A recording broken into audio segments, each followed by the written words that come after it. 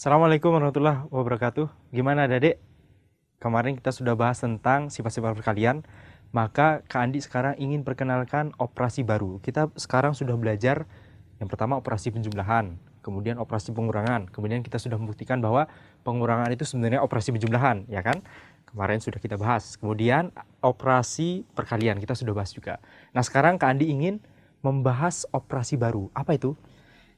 Sebelumnya Kak Andi ingin mengingatkan Adik, operasi perkalian itu dimunculkan ketika kita punya operasi penjumlahan, tapi penjumlahannya berkali-kali. Misalnya seperti ini.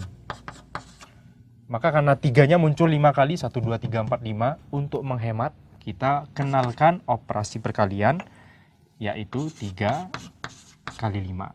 Jadi maksudnya kali 5, itu maksudnya 3, 5 kali, seperti itu.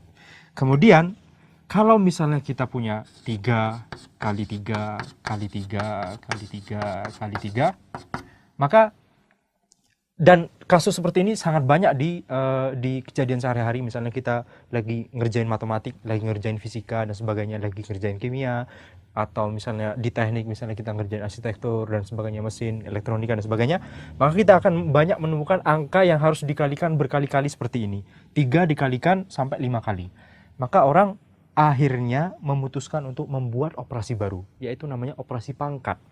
Jadi biasanya operasi pangkat itu ditulis 3, kemudian 5-nya agak kecil tapi ditulis di atas seperti ini. Jadi ini yang disebut 3 pangkat 5. Maksudnya adalah setiap ada 3 pangkat 5, itu cara bacanya, 3 pangkat 5, itu maksudnya adalah 3 kali 3 kali 3 sampai 5 kali.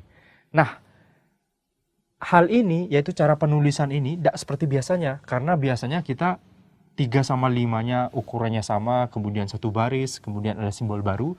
Sekarang kita tidak mengenalkan simbol baru untuk operasi pangkat, tapi dengan catatan 5-nya ditulis lebih kecil dan ditulis di atas.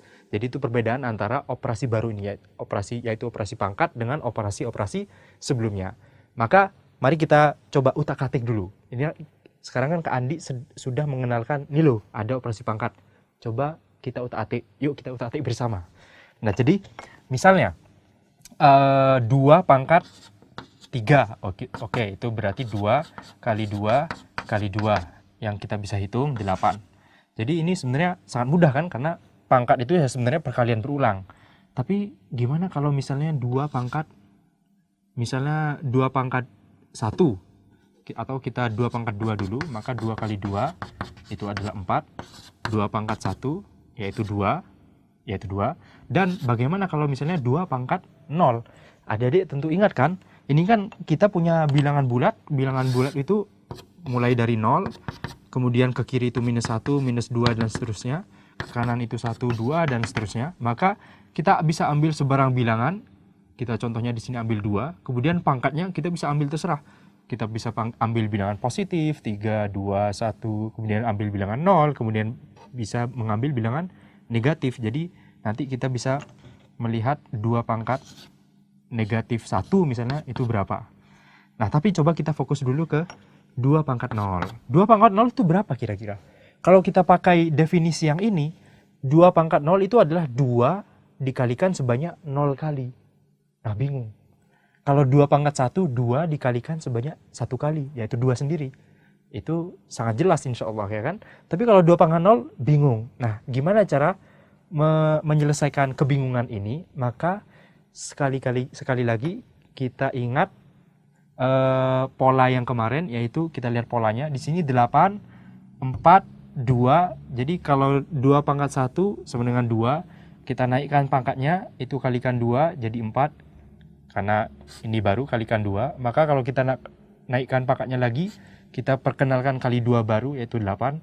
Maka sangat jelas bagi kita, kalau kita kurangi pangkatnya 1, dia menjadi 1.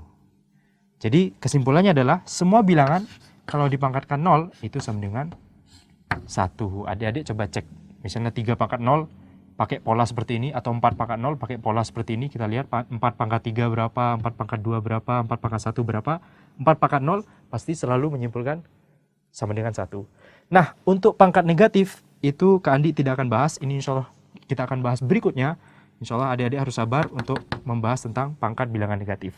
Demikian dulu dari Kak Andi. Wassalamualaikum warahmatullahi wabarakatuh.